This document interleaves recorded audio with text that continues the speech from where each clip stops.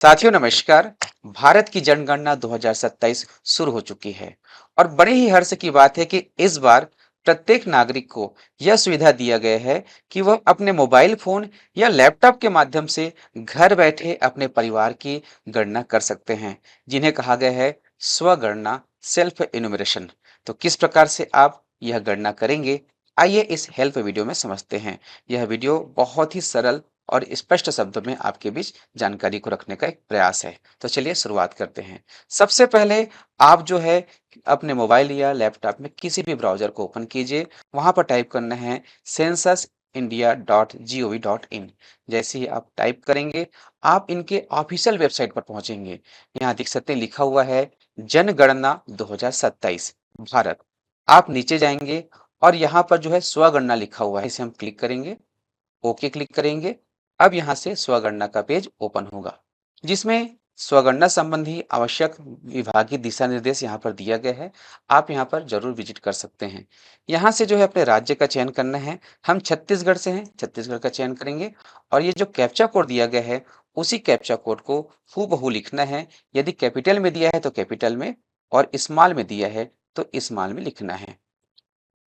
उसके पश्चात verify and proceed को क्लिक करना है। एक मैसेज यहाँ पर शो होगा, जिसमें बताया गया है इस कार्य के लिए आपका स्वागत किया गया है। 15 से 20 मिनट का समय लगेगा और जब यदि आप सबमिट करते हैं तो सबमिट करने के पश्चात आपको एसएमएस में और ईमेल यदि आप देते हैं तो उसमें एक पहचान नंबर मिलेगा, जिसे कहा जाता है एसईआईडी। उसका उपयोग कब करना है? जब आपके घर में प्रगणक आएंगे तो उस समय आप उस आईडी को दे दीजिएगा। आप बता दीजिएगा कि हमने अपने परिवार का स्वगणना कर लिया है। तो यहाँ से आप ओके को क्लिक करेंगे।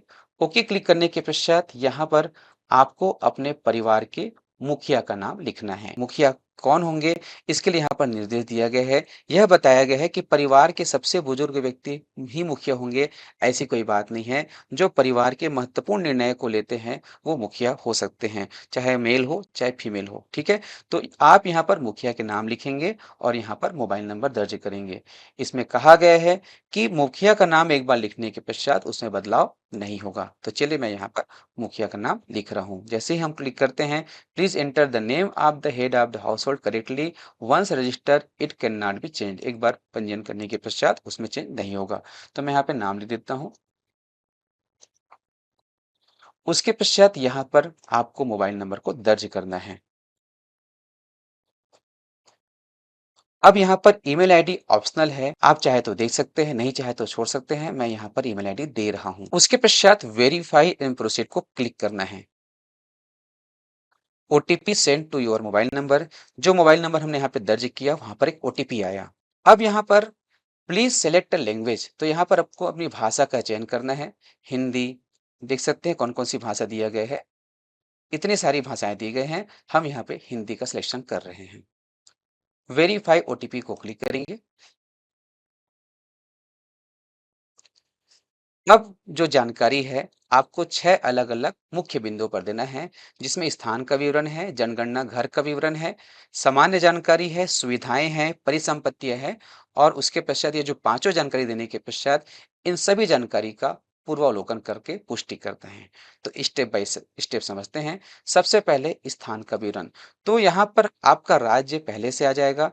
आपका घर जिस एड्रेस में है उसका पोस्टल एड्रेस पहले लिखना है। जैसे मैंने यहाँ पर पोस्टल एड्रेस लिख दिया, पोस्टल एड्रेस लिख दिया। उसके पश्चात यहाँ पर जिला का चयन कर लेते हैं।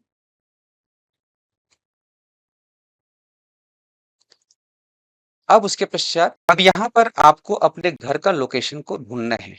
तो इसके लिए क्या करेंगे, आपका जो घर का जो मुख्य चौक है या लैंडमार्क है उसको आप लिखेंगे। जैसे मैं लिखता हूँ यहाँ पर, जैसे ही मैंने कुछ लैंडमार्क लिखा उससे संबंधित जानकारी नीचे आ गई। इसे हम जो यहाँ पर क्लिक कर रहे हैं। क्लिक करने के पश्चात यहाँ जो खोजे हैं उसे हम क्लिक करेंगे और जो घर का पता है वो जो मोहल्ला है सामने मैप में दिखाई देता है। अब इसे आप थोड़ा-सा ज़ूम कर लेंगे। ज़ूम करने के लिए अगर मोबाइल में कर रहे हैं तो फिंगर का यूज़ करेंगे और यदि कंप्यूटर में कर रहे हैं तो कंट्रोल क्लिक करेंगे और माउस का जो स्क्रॉल है उसे आप घुमाएँगे। इस प्रकार से ज़ूम हो जाएगा। अब यहाँ पे देख सकते हैं आपका जो घर है उसे जो है ठीक बीचों-बीच लाकर रखिए। इस प्रकार से ये घर है और ये जो ऑप्शन है रेड कलर का यहाँ पर मार्कर आ गया। स्थान की आपको पुष्टि करना है और आप चाहे तो यहाँ से इसको कॉपी कर सकते हैं। नीचे जाएंगे और सहेजे और आगे बढ़े को आप क्लिक करेंगे। ठीक है। अब स्थान की पुष्टि करने के लिए यहाँ पर एक मैसेज आया है, राज्य या केंद्र शासित प्रदेश दिया गया है, कौन से जिला में दिया गया है। कृपया अपने घर के लोकेशन की पुष्टि करें। गलत लोकेशन होने की स्थिति में आपका स्वगणना एसई डेटा प्रगणक के पास नहीं जाएगा। क्या आप चयनित लोकेशन के साथ जारी रखना चाहते हैं? बिल्कुल हम आश्वस्त हैं। यहाँ से हम हाँ को क्लिक किए। ये हो गया स्थान का विवरण, पहला पार्ट भरा गया। अब हम आ गए दूसरे पार्ट में, जिसमें है जनगणना घर का विवरण, अर्थात आप जब अपने परिवार की गणना कर रहे हैं तो आपका जो घर है उनकी जानकारी यहाँ पर भरना है। जिनकी भी जानकारी उसमें आपको कहीं लिखना नहीं है, केवल टिक करना है, पढ़ते जाना है और टिक लगाना है। यहाँ लिखा हुआ है जनगणना मकान का विवरण। जनगणना मकान के फर्श में प्रयुक्त सामग्री क्या है, अर्थात जो जमीन है वो किस प्रकार से है। अगर मिट्टी का है तो मिट्टी को क्लिक करेंगे, लकड़ी या बांस का है तो इसको क्लिक करेंगे, अगर ईंट है, पत्थर है, सीमेंट है या फर्श की कोई टाइल्स है या अन्य है, तो जैसे हमारे यहाँ टाइल्स लगे हुए हैं तो यहाँ पर हम इसको क्लिक कर दिए। ठीक है। अगर कहीं पे सीमेंट की फ्लोरिंग हुआ है तो इसको क्लिक करेंगे, यदि पत्थर लगाए हैं तो पत्थर को क्लिक करेंगे। अब अगला पॉइंट है जनगणना मकान के दीवार में प्रयुक्त प्रमुख सामग्री, अर्थात आपका घर का जो दीवार है उसमें प्रमुख रूप से क्या उपयोग हुआ है। घास फूस बांस का प्रयोग हुआ है, प्लास्टिक है या मिट्टी है, कच्ची ईंट से बना हुआ है, लकड़ी से बना हुआ है या पत्थर से बना हुआ है लेकिन उसमें मसाला गारा नहीं लगा हुआ है। यदि उसमें पत्थर से बना है और मसाला गारा लगा हुआ है तो इस ऑप्शन को क्लिक करेंगे। पक्की ईंट से बना हुआ है तो इसको क्लिक करेंगे, हम इसको क्लिक। उसके पश्चात जनगणना मकान के छत में प्रयुक्त प्रमुख सामग्री, तो जो छत बना हुआ है वह किससे बना हुआ है, तो यहाँ पर दिया गया है मौसम के संपर्क में आने वाली बाहरी छत के लिए उपयोग की गई सामग्री का चयन करें, ना कि अंदर की छत के लिए। यदि पूरे मकान की छत कंक्रीट से बनी है और उस पर अस्थायी निर्माण किया गया है तो छत की सामग्री कंक्रीट मानी जाएगी। ठीक है। तो यहाँ पर देख सकते हैं आप क्या लिखेंगे, यहाँ से क्लिक करना है, हमने कंक्रीट को क्लिक किया। जनगणना मकान की स्थिति, ऐसे मकान जो जीर्णावस्था में है अथवा वे जो ढहने वाले हैं और जिसमें बड़ी मरम्मत की आवश्यकता है, अथवा वे मकान जो जीर्ण अथवा ढह चुके हैं और ऐसी स्थिति में नहीं है कि उन्हें ठीक अथवा मरम्मत की जा सके, उन्हें जीर्ण शीर्ण माना जाएगा। ठीक है। तो आपका मकान किस प्रकार से अच्छी है, रहने योग्य है या जीर्ण शीर्ण है, देख लेंगे। उसके पश्चात सहेजे और आगे बढ़े को क्लिक करेंगे। हाँ क्लिक कर दीजिएगा, वेट करेंगे थोड़ा सा। आप देख सकते हैं 2 जानकारी भरी जा चुकी है। अब आ गए हम तीसरी जानकारी, सामान्य जानकारी। सामान्य जानकारी में परिवार से संबंधित जानकारी है। इस परिवार में सामान्यतः रहने वाले व्यक्तियों की कुल संख्या, तो किनको किनको शामिल करेंगे यहाँ पर दिया गया है। गणना करते समय सभी सामान्य निवासियों जिसमें शिशुओं और बुजुर्गों सहित सही उम्र के व्यक्ति शामिल होंगे। आकस्मिक आगंतुकों को बाहर रखा जाना चाहिए क्योंकि उन्हें उनके सामान्य निवास पर गिना जाएगा, अर्थात आपके यहाँ जो मेहमान उसको नहीं गिनना है। आपका जो मूल निवास है, आपके साथ जो परिवार में रहते हैं, चाहे वो शिशु हो चाहे वो बुजुर्ग हो, सबको यहाँ पर गणना करना है। तो मैं यहाँ पे गणना कर रहा हूँ। अब यहाँ से जो परिवार का मुखिया का नाम है आ चुका है, इसमें आप बदलाव नहीं कर सकते। परिवार के मुखिया का नाम, चुनी हुई भाषा, हमने जो भाषा शुरू में सिलेक्ट किया था उसी भाषा में यहाँ पर लिखना है। तो लिखने के लिए यहाँ पर एक कीबोर्ड है, इसका प्रयोग कर सकते हैं। कीबोर्ड का प्रयोग कर सकते हैं या फिर आप जो है अपने व्हाट्सएप टाइपिंग से भी कर सकते हैं। इस प्रकार से नाम आ गया। अब जो परिवार का मुखिया है वो पुरुष है कि स्त्री है कि ट्रांसजेंडर है, उसको लिखना है। अब यदि अनुसूचित जाति या अनुसूचित जनजाति या अन्य है उसका चयन करेंगे। तो किनको किनको अनुसूचित जाति में लिया गया है, किनको अनुसूचित जनजाति में लिया गया है, इसकी सूची देखने के लिए यहाँ पर आपको क्लिक करना है। तो यहाँ पर जो है आपको पूरी सूची दिखाई देंगे कि आपका जो जाति है वो कहीं अनुसूचित जाति या अनुसूचित जनजाति में तो नहीं है, एक बार देख लेंगे यहाँ से। ठीक है। अब उसके पश्चात यहाँ से आप क्लिक करेंगे। इस मकान के स्वामित्व की स्थिति, अब इस जगह पर जो है मकान के स्वामित्व की स्थिति है। तो देखेंगे निर्देश दिया गया है जो नियोक्ता के द्वारा उपलब्ध कराया गया आवास है, जैसे कि सरकारी क्वार्टर है, उसे किराया का माना जाएगा। ठीक है। अब यहाँ से आप विकल्प का चयन करेंगे, आपका मकान अपना है या किराए का है। अगर अपना है तो अपना को क्लिक करेंगे, यदि किराए का है तो दो स्थिति है, किराए का है लेकिन आपका मुख्य मकान कहीं और है तो आप दूसरे विकल्प को क्लिक करेंगे। आप किराए में रहते हैं और आपका कहीं पर और मकान नहीं है तो तीसरे विकल्प को क्लिक करेंगे। ठीक है, और इनके अलावा कहीं अन्य है तो अन्य क्लिक करेंगे। ठीक है, उसके पश्चात रहने योग्य उपलब्ध कमरों की संख्या, आपके मकान में कितने कमरे हैं? रसोई घर, स्नान घर, शौचालय, स्टोर रूम, गलियारे और बरामदे की गिनती रहने योग्य कमरों के रूप में ना किया जाए। ठीक है, तो इन सबको छोड़ करके जो बाकी कमरे जिसमें आप रहते हैं उनको लिखेंगे, तो मैं यहाँ पर लिखता हूँ। ठीक है, उसके पश्चात जो है इस परिवार में रहने वाले विवाहित दंपतियों की संख्या, तो यहाँ पर दिया गया है उन दंपतियों की गणना की जाए जो सामान्य निवासी हैं, भले ही पति या पत्नी में से कोई एक अस्थायी तौर पर अनुपस्थित है। उसके पश्चात सहेजे और आगे बढ़े को क्लिक करेंगे। इस प्रकार से आपने 3 जानकारी भर ली है। अब जो है चौथी जानकारी सुविधाएं, तो आपके परिवार में क्या-क्या सुविधाएं हैं उनको यहाँ पर चुनना है। परिवार के लिए सुविधा की उपलब्धता, पेयजल का मुख्य स्रोत, इसमें आप उस ऑप्शन को क्लिक करेंगे जिसका प्रयोग आप अधिक करते हैं, अर्थात जिस स्रोत से पीने की पानी ज़्यादा से ज़्यादा उपयोग करते हैं उन्हीं का प्रयोग करेंगे। जैसे नल का पानी उपचारित स्रोत से फिल्टर वाला या अनुपचारित फिल्टर नहीं हुआ है, कुआं से या हैंडपंप से, ट्यूबवेल या बोरवेल से, झरना, नदी, टैंक, सीलबंद, पैकेट, बोतल का पानी या अन्य स्रोत, तो यहाँ पे हम इसे क्लिक कर दिए। अब पेयजल स्रोत की उपलब्धता, इसमें 3 ऑप्शन है, परिसर के अंदर, परिसर के निकट और दूर। यदि आपके घर में ही सुविधा है तो परिसर के अंदर करेंगे, और घर में नहीं है, परिसर के पास में है तो परिसर के निकट को करेंगे। कितने दूरी तक परिसर के पास माना गया है यहाँ देख सकते हैं। शहरी क्षेत्रों में 100 मीटर के भीतर और ग्रामीण क्षेत्रों में 500 मीटर की दूरी के अंतर्गत को परिसर के निकट माना गया है। तो हम परिसर के अंदर को क्लिक कर दिए। प्रकाश का मुख्य स्रोत, तो आपके यहाँ प्रकाश का मुख्य स्रोत क्या है? पिछले 12 महीनों के अधिकतम समय में परिवार द्वारा उपयोग में लाए जाने वाले प्रकाश के वास्तविक स्रोत, अर्थात पिछले 12 महीने का आप देख लीजिएंगे कि सबसे ज्यादा उपयोग किसके किए, तो बिजली है, मिट्टी का तेल है, सौर ऊर्जा है, अन्य तेल है, कर दिए। उसके पश्चात जो है शौचालय की सुलभता। अब यहाँ पर शौचालय के प्रकार को ध्यान दीजिएगा। इसमें अलग-अलग प्रकार के ऑप्शन दिए गए हैं। तो आपके घर में शौचालय की सुविधा जिस भी प्रकार से है उनमें से किसी एक का चयन करना है। ये जो सभी ऑप्शन हैं उनमें केवल एक को ही क्लिक किया जा सकता है। जैसे कि हम यहाँ पर क्लिक किए और यहाँ पर क्लिक किए तो ये स्वयं में हट जाएगा। आपके घर का शौचालय किस प्रकार से उसको आप सिलेक्ट करेंगे, ठीक है? अब उसके पश्चात गंदे पानी की निकासी किससे जुड़ी हुई है? इसमें किसको लिया गया है? रसोई घर से, स्नान घर से और सामान्य धुलाई से जो पानी निकलती है उनको शामिल किया गया है, लेकिन शौचालय से निकलने वाले अपशिष्टों को शामिल नहीं करना है। तो किस नाली में आपके यहाँ गंदे पानी निकलते हैं? ढकी नाली से या खूनी नाली से या किसी भी नाली में नहीं? तो यहाँ पे हम इसको क्लिक कर दिए।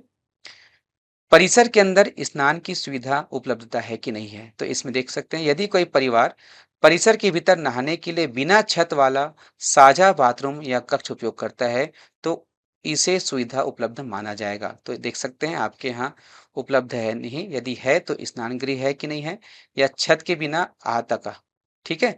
अर्थात कई जगह क्या होता है सिर्फ ऐसे कवर कर लिए जाते हैं, उस प्रकार से अगर स्नान गृह है तो नीचे को क्लिक करेंगे, यदि बाथरूम बना हुआ है, स्नान घर बना हुआ है तो यहाँ पे इसको क्लिक करेंगे, नहीं है तो नहीं को क्लिक करेंगे। अब है रसोई घर और एलपीजी पीएनजी गैस कनेक्शन की उपलब्धता। तो देखेंगे यदि आपके घर में रसोई घर है, किचन है और किचन में जो है खाना बनता है, तो आप खाना बनाने के लिए किसका उपयोग करते हैं? एलपीजी या पीएनजी गैस कनेक्शन यदि है तो इसको क्लिक करेंगे और नहीं है तो नहीं को क्लिक करेंगे, ठीक है? यहाँ पर है। यदि ऐसी स्थिति हो सकती है कि आपके यहाँ का जो भोजन है घर में तो बनता है, लेकिन उसके लिए कोई व्यवस्थित रसोई घर नहीं है, किचन रूम नहीं है, तो आप इन दोनों में से किसी एक ऑप्शन को चुनेंगे। यदि घर के बाहर खाना बनाते हैं, तो यहाँ पर जो है इसमें से चुनेंगे, और खाना ही नहीं बनता है, कई जगह टिफ़िन सिस्टम है, तो यहाँ पे और खाना ही नहीं बनता टिफ़िन सिस्टम है, तो इनको क्लिक करेंगे। खाना पकाने के लिए प्रयुक्त मुख्य ईंधन कौन-सा है? ठीक है? तो यदि परिवार खाना पकाने के लिए एक से अधिक ईंधन का प्रयोग करते हैं, तो खाना पकाने के लिए उपयोग किए जाने वाले प्रमुख ईंधन को यहाँ पर दर्ज करना है। जलाऊ लकड़ी है, फसल का अवशेष है, उपला है, पक्का कोयला है या मिट्टी का तेल है, एलपीजी या पीएनजी गैस है, बिजली है या गोबर बायोगैस है, सौर ऊर्जा है या अन्य कोई है। तो यहाँ पर हम इसको क्लिक कर दिए। इसके पश्चात सहेजे और आगे बढ़े को क्लिक करना है। हाँ को क्लिक करेंगे। इस प्रकार से हमने 4 जानकारी भर लिए। अब आ गए 5वीं जानकारी में, जो कि है परिसंपत्तियां। परिवार द्वारा धारित परिसंपत्तियां, सबसे पहले रेडियो या ट्रांजिस्टर, वह प्राथमिक उपकरण जिस पर अधिकांश सदस्य रेडियो चैनल को सुनते हैं। ठीक है, यदि है तो परंपरागत रेडियो सेट या मोबाइल या स्मार्टफोन से या अन्य से। ठीक है, इसे क्लिक कर दिए। टेलीविजन यदि है तो फ्री डिश टीवी है तो इसको क्लिक करेंगे, या अन्य डिश या अन्य डीटीएच है तो इसको करेंगे, केबल कनेक्शन है तो इनको करेंगे, अन्य है तो इसे क्लिक करेंगे। ठीक है, तो यहाँ पर हमने क्लिक कर दिया इसे। इंटरनेट की सुविधा है कि नहीं है। ठीक है, तो यदि परिवार एक से अधिक उपकरणों पर इंटरनेट का उपयोग कर रहा है या अलग-अलग सदस्य इंटरनेट के अलग-अलग उपकरणों का प्रयोग कर रहे हैं, तो उस उपकरण का विवरण दें जो अधिकांशतः परिवार द्वारा उपयोग में लिया जाता है। लैपटॉप या कंप्यूटर में, मोबाइल या स्मार्टफोन में, किसी अन्य में। तो हमने यहाँ पे क्लिक कर दिया। ठीक है, लैपटॉप या कंप्यूटर है या नहीं है तो हाँ को, नहीं तो नहीं को। टेलीफोन और मोबाइल फ़ोन है या नहीं है? हाँ, केवल लैंडलाइन है, केवल मोबाइल फ़ोन है, यदि स्मार्टफ़ोन है, अन्य साधारण मोबाइल है या दोनों है। ठीक है, हमने स्मार्टफ़ोन को क्लिक किया। साइकिल और स्कूटर, मोटरसाइकिल, मोपेड, आपके यहाँ किस प्रकार की सुविधा है? ठीक है, यदि केवल साइकिल है तो साइकिल को क्लिक करेंगे, यदि केवल स्कूटर, मोटरसाइकिल इसको क्लिक करेंगे, यदि दोनों है तो दोनों को क्लिक करेंगे, यदि कुछ नहीं है तो यहाँ पर नहीं को क्लिक करेंगे। कार, जीप या वैन, ठीक है तो हाँ क्लिक करेंगे, नहीं तो नहीं क्लिक करेंगे। परिवार द्वारा उपभोग किए जाने वाले मुख्य अनाज, तो वर्ष में अधिकतम समय आप किस प्रकार के अनाज का प्रयोग करते हैं उन्हीं का चयन करेंगे। ठीक है, हमने चावल सिलेक्ट कर दिया। मोबाइल नंबर केवल जनगणना प्रयोजनार्थ, तो यहाँ पर मोबाइल नंबर पहले से आ चुका है। अब यहाँ से सहेजे और आगे बढ़े को क्लिक करना है। ठीक है, अब इस प्रकार से हमने पूरी जानकारी भर लिया। जानकारी भरने के पश्चात पूर्वावलोकन आता है, अर्थात अभी तक हमने जितनी भी जानकारी भरे हैं उन सबको एक पेज में दिखाया जाता है, क्रॉस चेक करने के लिए कि कहीं कोई मिस्टेक तो नहीं है। एक बार आप पूरा इसको क्रॉस चेक कर लेंगे, जिसमें आपके स्थान का विवरण है, जनगणना घर का विवरण है। अब यहाँ पर 3 प्रमुख ऑप्शन है लास्ट में, संशोधन के लिए वापस जाएं, ड्राफ्ट के रूप में सेव करें या पुष्टि करें और सबमिट करें। तो जो पहला ऑप्शन है वह इसलिए है, यदि आपने इसको क्रॉस चेक किया, कहीं पर मिस्टेक पाए गए तो उसे आप यहाँ से क्लिक करके वापस जा करके भर सकते हैं। दूसरा है ड्राफ्ट के रूप में सेव करें।